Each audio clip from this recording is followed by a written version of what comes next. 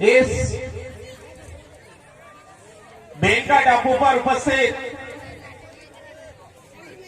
देश के कोने कोने से आए उपस्थित देश के मूल मालिक मूल बीज को इस बेलका टापू पर हार्दिक जोहार, स्वागत। आपने समय निकाल करके यहां पर इस कार्यक्रम को सफल बनाने का प्रयास किया, इसके लिए आप सबका लाख लाख जोहार, आभार। साथियों, यहां पर एक ही बात हमारी मुख्य मांग उठ करके आई कि 80% जमीन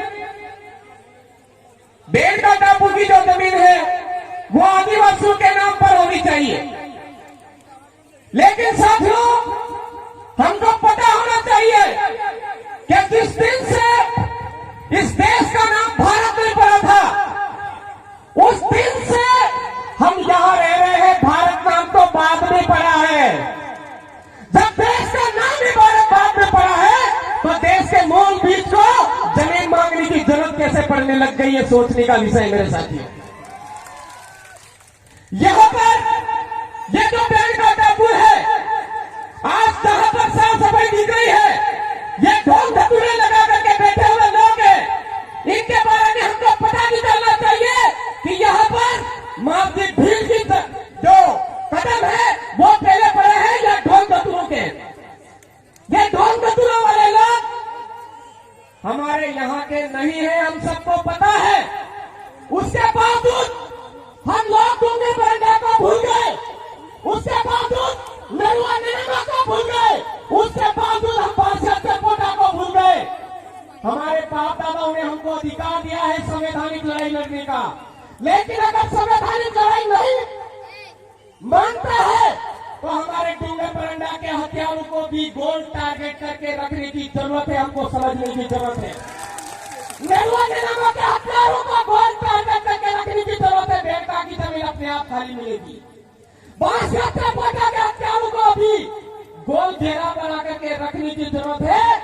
आज नरुआ निरमा के वंशज है, उन सबको समझने की जरूरत है कि नरुआ निरमा के हथियारों के वंशज कितने लोग हैं, उनको गोल घेरा बना करके रखो।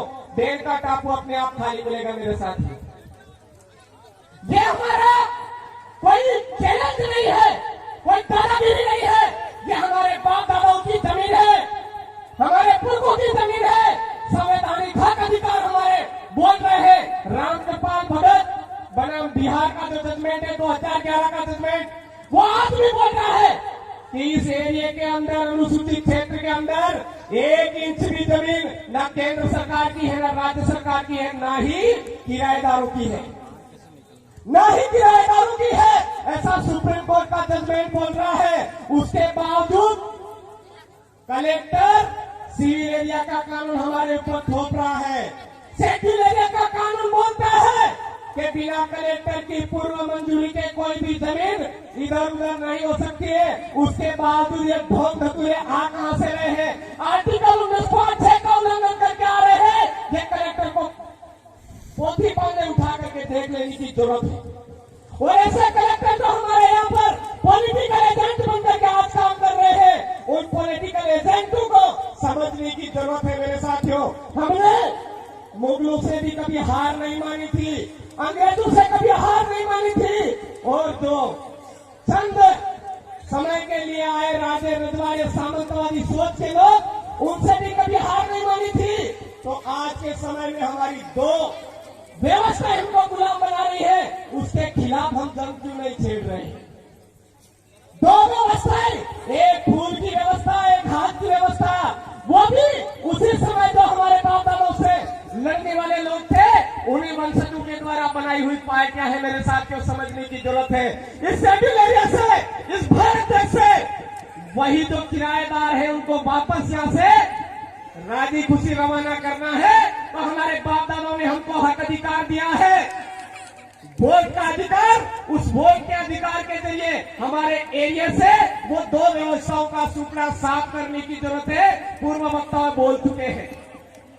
उसके बावजूद हमारे बहुत सारे कोई चूतियानंदी लोग हैं, उनके आगे उंगली पकड़ते हैं उनके आगे उंगली पड़ते हैं, उनका गुरुजी मानते हैं। हो सकता है कि उनका बीज ट्रांसफर हो गया इसलिए वो उंगली पड़ते होंगे, टेंशन नहीं है, हो सकता है। लेकिन हमको सबको जरूरत है, आज समझने की जरूरत है।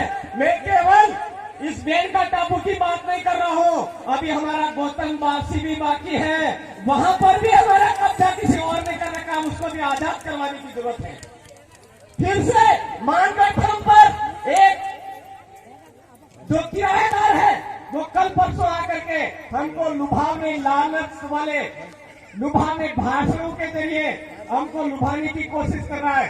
राष्ट्रीय स्मारक, अरे भाई तेरी क्या औकात है, तू राष्ट्रीय स्मारक घोषित करेगा? अगर इस स्मारक को घोषित करना है तो भील आदिवासी राष्ट्रीय स्मारक घोषित करो, तब जानते हैं आपके वहां आप आश्रम में हमारे हित मानगढ़ धाम को भील आदिवासी राष्ट्रीय स्मारक घोषित करो, तब हम मानेंगे कि हाँ आप हमारे हितैषी और हमारे लिए काम कर रहे हो। साथियों, आप सबने यहाँ पर समय दिया, हम सबको हमारा हर घंटा आखिरी घंटा मान करके जिस तरह से हमारे पूर्वज काम करते थे, रात दिन लेकर के हमारी एकता के लिए काम करते थे और अंग्रेजों को इस देश से बाहर निकाला, मुगलों को इस देश से बाहर निकाला, राजा रजवाड़ी व्यवस्था को बाहर निकाला। इसी तरह से ये तो फूल और हाथ वाली व्यवस्था है, इसको बाहर खदेड़ने के लिए हमारा हर घंटा अंतिम घंटा मान करके काम करे, ये मैं आपको संदेश देना चाहता हूँ। और आने वाले समय में जो यही तरह से मालवी भील ने बोला था, आज वो बना रहे जबरदस्ती ब्राह्मण, लेकिन मालवी भील है, ये हम सबको समझने की जरूरत है। उन्होंने बोला था डोरी डोरी दीवा पड़ेगा, वायरे बात खाएगा, पानी वैसाएगा, बरदानु पार उतरेगा, एवं टाइम में काया तमारू राज आएगा। आ गया है राज, हमको गुजरात, महाराष्ट्र, मध्य